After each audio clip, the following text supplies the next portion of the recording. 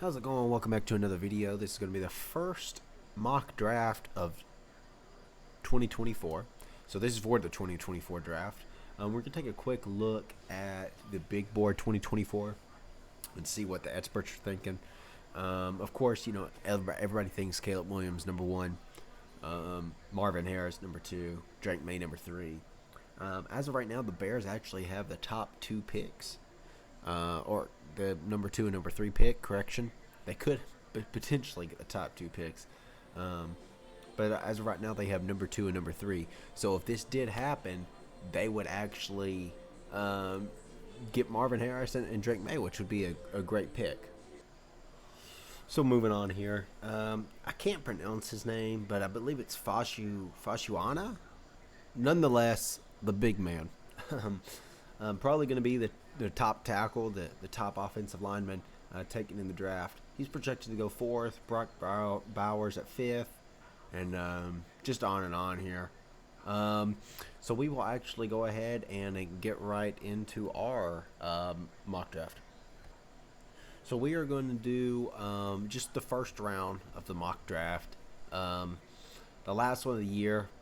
Maybe sometimes I might do like the first three rounds, but for the first few, it's always just the first round.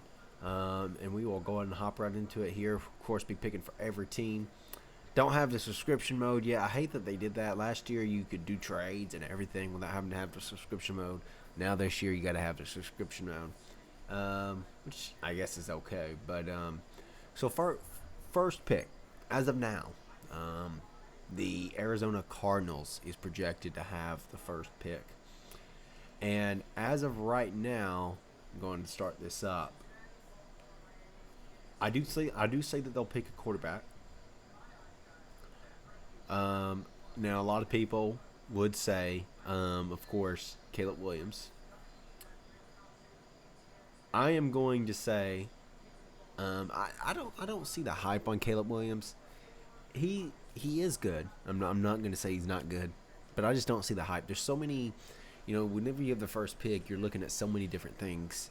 You're looking at their character on and off the field. You're looking at their leadership skills. You're looking at their locker room skills. You're looking at what they do. You watch every move that they make, what they post on social media, what they do. When they're not at practice and not playing ball, just in their personal life. Do they go out and party a lot, etc., etc.? We see what happened with Johnny Manziel. That's just a recent example. It's happened to many players that was top athletes and then came out to be a bust, or wasn't exactly a bust, but they didn't get off to the start that they could have because they were too busy partying, or not just partying, but just doing other stuff, not watching film, etc. I'm not going to say Caleb Williams wouldn't watch film. I don't know much about him outside of the football world, but I just know that based off of what I've seen, if I had the number one pick and I was a GM, I probably wouldn't pick Caleb Williams. I might trade it to someone that wants to pick Caleb Williams to try to get draft picks, or I might just go a whole nother direction entirely. I don't see the hype. I mean, like I said, he is good. I'm not saying he's not good, but like people are already saying he's like Patrick Mahomes and stuff, but he's not even in the league, bro. How can you compare him to somebody that's already won 2 Super Bowls and has already broke a lot of records and broke even some of Brady's records? Like, how can you compare him to him? And he's won the Heisman, but that's about it. He hasn't won a Natty or anything at USC. I mean, he's lost to Utah a bunch of times, and I just personally don't see the hype. So if I had this pick and I was the Arizona Cardinals, I see they might pick Caleb Williams, but I would hope that they would do a little bit of investigation and actually come to the decision that he's probably not the best choice for the first pick. I just feel like there's going to be a lot of off-field problems. I could be wrong, but that's what I feel. So here, I would see the Arizona Cardinals selecting Drake May with their first selection. Potentially Marvin Harrison, potentially. It could go either way, because you could go. I could go back out of here, do this over again, and actually put Marvin Harris in that position, because Marvin Harris actually would fit what they need. Like I said, you could go a whole nother direction too. maybe not even pick a quarterback, and instead pick the second best player, really, in my mind, probably the first best player. He should be the number one pick in the draft, and that's Marvin Harrison. They could pick Drake May if they really want a quarterback, but if they're wanting Kyler Murray to return and try to get some more time out of him, Marvin Harrison would be amazing beside Hollywood Brown. So that would be a great pick. Either way, really, I think if they pick Drake May, they might get some hashback from some fans or something, passing on, Caleb Williams and Marvin Harrison. But either way, I think it's a W pick. Either way you go, if they pick Caleb Williams, he would stay on the West Coast. He might fit in there, but I personally wouldn't do it. He's our and another thing that's got me twisted, I guess, the wrong way about him is he said whichever team picks him, he wants part ownership of the team. Like, you need to be grateful to be in the NFL. If I'm drafted, I'm just going to be grateful that I got drafted to the NFL. I'm not going to worry about having ownership of the team before I've even proven myself. Will Levis made a start for the Titans this week. It'd be crazy if we gave him part ownership of the Titans and he didn't even play his first game yet. I mean, it's just, yeah. So I see him slipping a little bit. I'm not going to say he slips out of the first round. I'm not going to be that stupid. But I could see him slipping a little bit. Then again, I could see him pick number one. I could be wrong. But I wouldn't be surprised if he started slipping a little bit. On to pick number 2. You got the Chicago Bears. And I honestly see the Chicago Bears, they could go in a few different directions. If this exact circumstance did happen and Marvin Harrison was picked at number 1, they would be open to picking Caleb Williams. It's something that might shock them, and they might start scrambling. Because, one team passes on one of the number 1 picks, touted to be the number 1 pick all year, and the team passes, then the other team says, okay, what did they find that we didn't find? Why is he slipping? Yeah, we're grateful that he slipped into our hands, and we have the opportunity to draft him. But why didn't they pick him? And then that team might find something real cool. Now, you only got 10 minutes or whatever in the first round, but a lot of things happen behind the scenes. Then let's say they don't pick him. The Giants are going to be, well, why didn't they pick him? And then that's how some players just start slipping. And eventually one team just says, okay, heck with it, I'm taking a shot. And they take a shot, and sometimes they make something out of themselves. So with the second pick here, I see the Chicago Bears.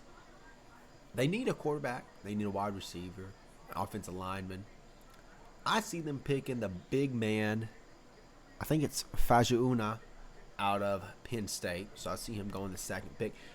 Maybe could go later than that, but I see him going second. And then I see them picking Drake May. And I know a lot of people will be like, nah, that's not going to happen. Caleb Williams would have went first anyway, but if not, they definitely would have picked him. Maybe.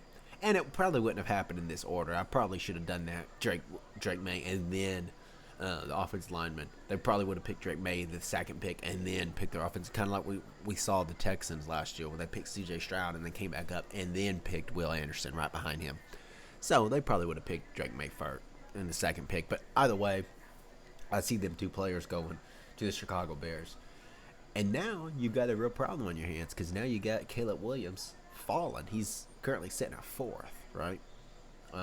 At this point in time, I see him already saying, I'm withdrawing my name from the draft. I don't even know if that's possible. And I'm going back to college, because he's already said, if the top few teams that have the picks aren't the teams I want to play for, then I'll just go back to college anyway, blah, blah, blah.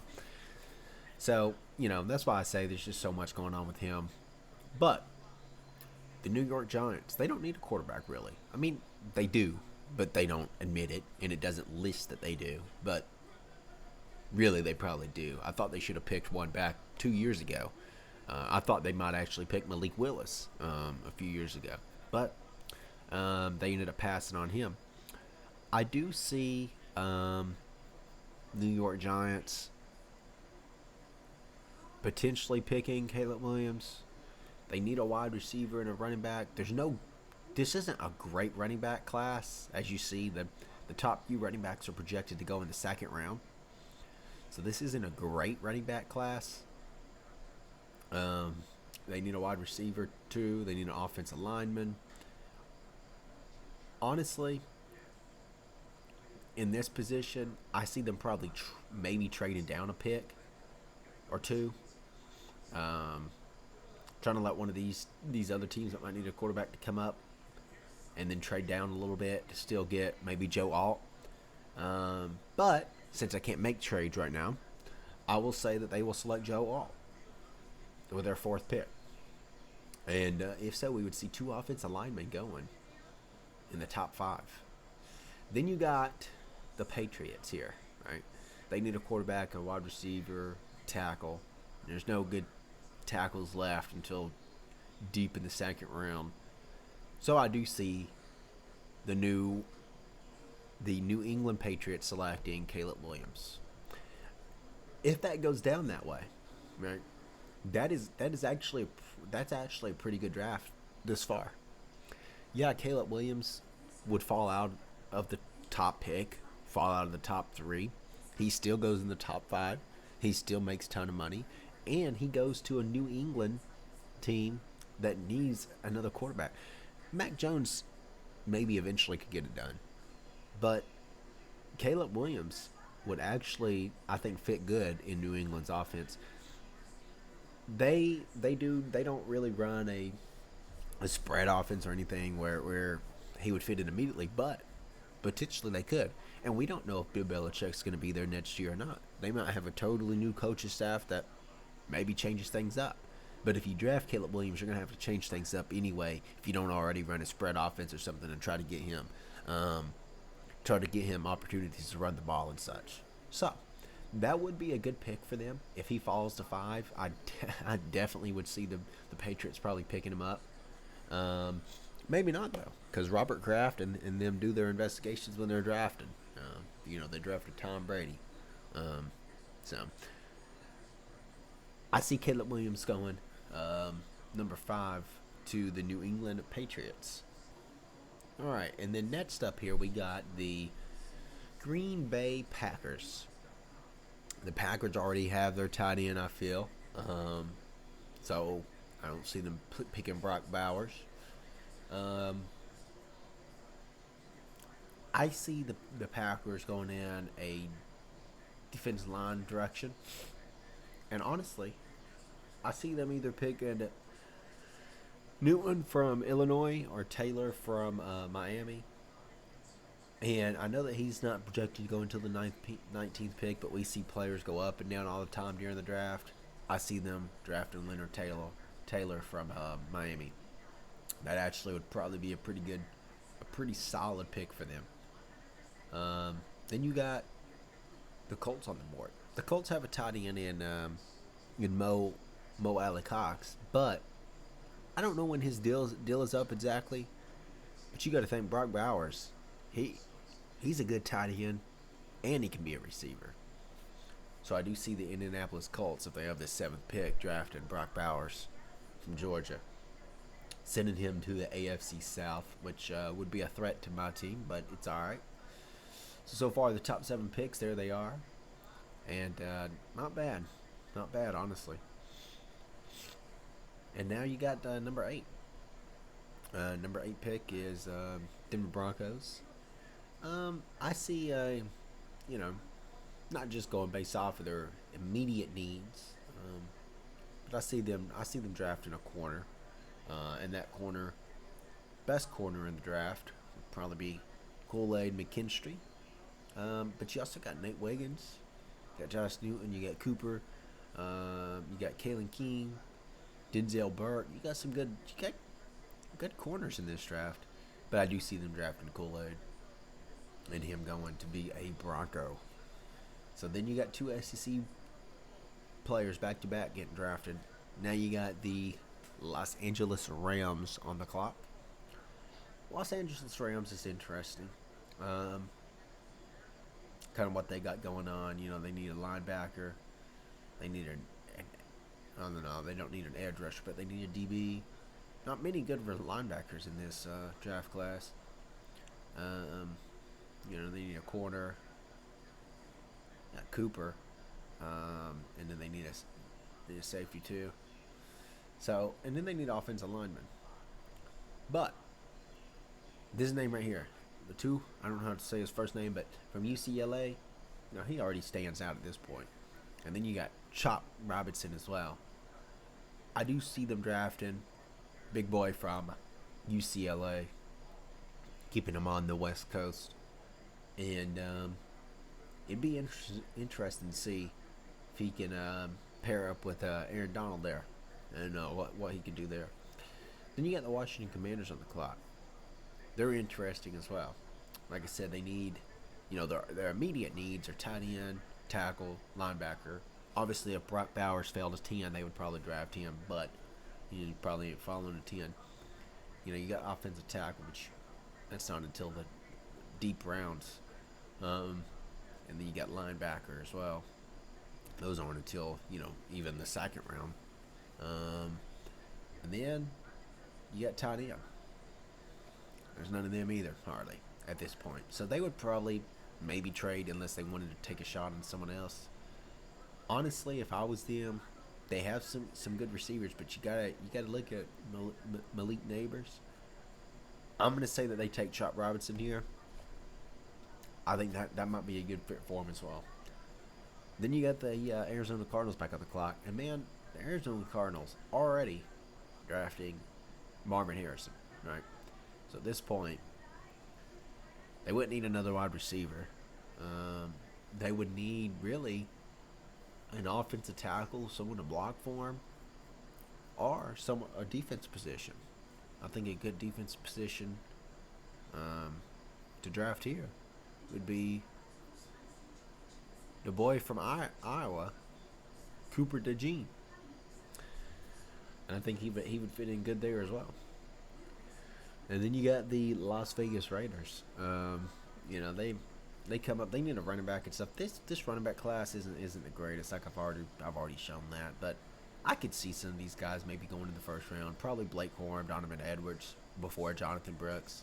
Maybe we'll see. Jonathan Brooks actually could be the first running back taken, and then that would be back-to-back years where the first running back taken was from the University of Texas, which would be pretty neat. But yeah, they need a quarterback here as well. They got right now they got Jimmy Garoppolo. I honestly could see them picking up either Michael Penix or Bo Nix, but the way Bo Nix is playing, I'm going to say they draft Bo Nix. That actually would be a good spot, I think. Potentially. I don't think Bo Nix will really do much in the NFL, but you never know. You never know. Then you got the Tampa Bay Buccaneers. It says they need a quarterback, but they got Baker Mayfield, so I mean he's okay, but I think he's actually fitting pretty good there. I do see them drafting though, Talise, and I'm not even going to pronounce his last name, from the University of Oregon State. He would be potentially a good fit in there. And you got 3 tackles going in the top 15. That's not bad. It's not bad at all.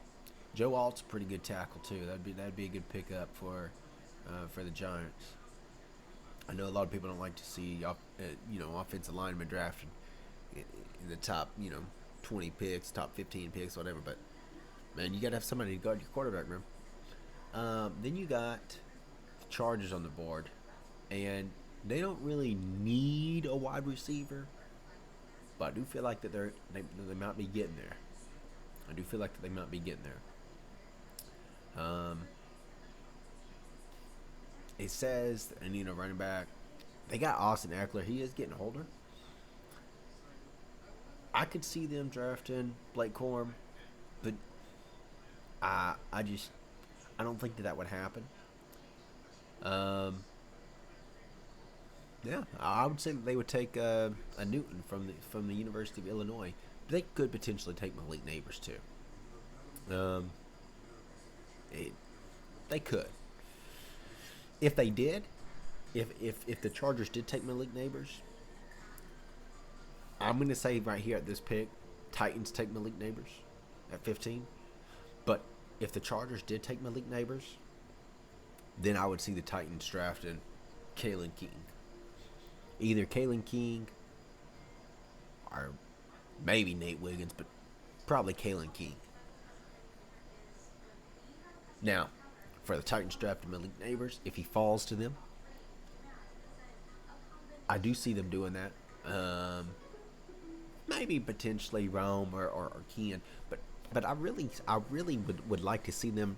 I'm a Titans fan, of course, but I really would like to see them get Malik Neighbors because you need help on wide receivers. I mean, yeah, you have D Hop now. He's getting older, so that's okay. That might still work out for a little bit. He showed flashes of greatness in yesterday's game. So you got Malik. I mean, you got D Hop.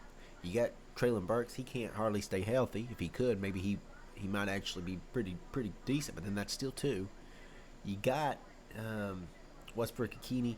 He's okay. He's good at times, yeah. But to add another potential star receiver, Malik Neighbors might be a star receiver in the future. I think that would be great for Tennessee. So that'd be a great pick if they got Malik Neighbors at 15, especially. If not, you still got a lot of good receivers that they could potentially pick. You still got Emeka Egbuka, if I'm saying that right. You still got Xavier Worthy. Now I don't know that they come up and get drafted this high. You might be able to trade down and still get those guys and still get draft picks. So there's a lot of things that can happen in that pick right there, and it's actually a great spot to have. At this time, Now you got the Saints. It says they need defensive lineman in a corner. Kalen King to the Saints. I'm gonna go a little bit faster here in these last few picks. You get the New York Jets. They need a tackle. I don't know that they would draft Barton. I think maybe they might trade down a little bit, but I'll say they draft. Then you got the Bengals. They need a tight end and a tackle as well, and a defensive lineman. But I don't think that they draft what they need. I think they draft what's in front of them. And you Gerard Verse and Cameron Kitchens. They've always I think they've always kind of need help at the safety. I forget who their safety is now, but they've always kind of needed help in the backfield, and they kind of need help. They have an all right defense, but if they could put more pressure and stop teams like Kansas City and stuff on defense, they might actually be able to compete with them. Which they can compete with them, but they might actually be able to win some of those games and finally win their Super Bowl. So I do see them drafting Gerard Verse. That'd actually be a good destination for him, I think. Then you got the Atlanta Falcons. they do need another quarterback, I think. They do need another wide receiver. They probably need a corner too and an edge rusher. So they're in need. If they didn't draft Gerard Verse, and let's say they did go with Cameron Kitchens, then I would see Gerard Verse going here to the Falcons, probably for certain. Could even see Dallas Turner go there. Quarterbacks, they might draft Michael Penix. I don't see Shedeur Sanders going in this draft. I don't see him declaring. So I'm not even going to act like he's in it because I don't see him declaring or anything. Honestly, I could see them drafting Michael Penix, but I think they might give Desmond Ridder some more time. I don't know. They pulled him out pretty quick for Taylor Heineke. So I actually am going to say that they draft Michael Penix. Actually, that could be a good fit for him. Then you got the Vikings. They'll probably need a quarterback as well. So then you have to wonder what they do. They could potentially draft Michael Penix. I see them drafting. Honestly, I don't know who I would pick here if I was them. It's a hard pick. I would probably pick. You got Denali Hunter's contract that's coming up soon. I don't know if they'll be able to renew that or not. I'm gonna say they pick Dallas Turner. Could be wrong, but that would be ultimately a good destination for him. Then you got Steelers. I need a safety, so Cameron Kitchens goes to the Steelers. if he falls to that spot.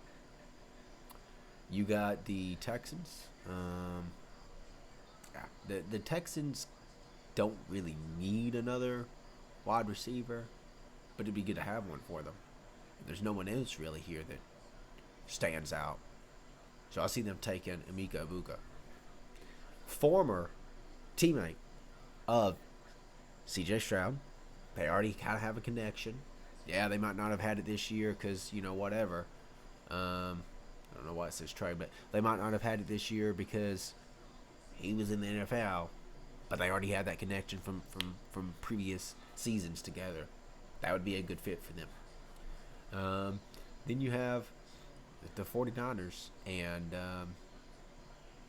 yeah, I see the 49ers either taking Nate Williams or J.C. Latham. And that offense line's already stacked. I'm going to say they take Nate Williams.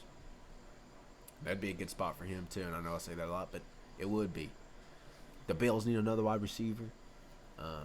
They also kind of need a running back, though. I know it's not on there, but they do need a running back.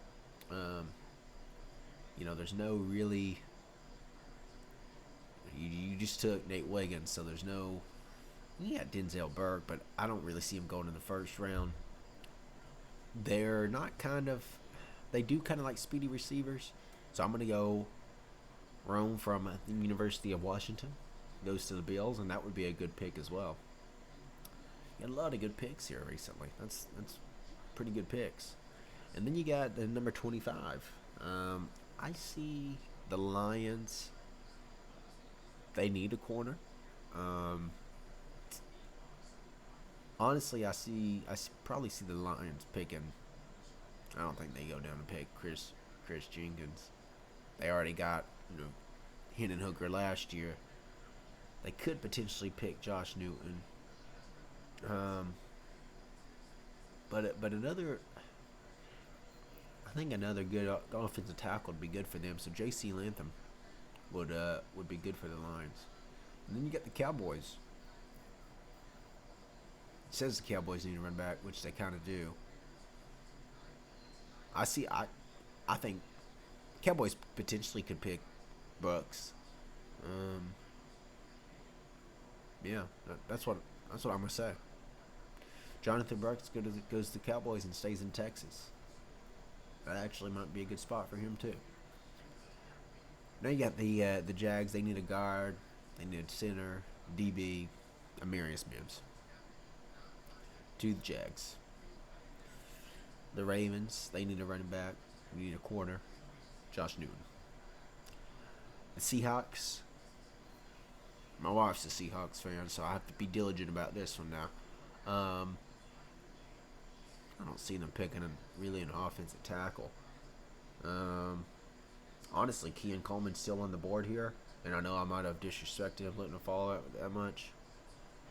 Braylon Trice. I say they pick Braylon Trice only because they already picked a wide receiver last year. But then I do see the Dolphins coming in. Keon Coleman doesn't really match what they're going for. They're going for speed. The Dolphins take Tyler from the University of Minnesota. And then the Kansas City Chiefs would take Keon Coleman. He kind of fits their scheme a little bit. And that would actually be a good spot for him. I wouldn't mind falling if I was him, if I fell to them. Then you got the last pick. I guess they're projecting the Eagles to win the Super Bowl. And I say the Eagles do indeed select a wide receiver from Texas. But is it going to be a Donnie Mitchell or Xavier Worthy? Xavier Worthy is a little bit bigger name, I think. I don't know. I'm not a Texas fan. I've heard of Donnie Mitchell before too, but I've heard a lot more with Xavier Worthy. Donnie Mitchell and Xavier Worthy could both work there, but I say it's Xavier Worthy. And there is my prediction, my first mock draft for the 2024 NFL Draft. Not bad, honestly. I know there's probably some disagreements, so leave them down in the comments. Let me know what you disagree with, what you think I got right, what you think I got wrong. And, I'll see you guys in the next video. Peace.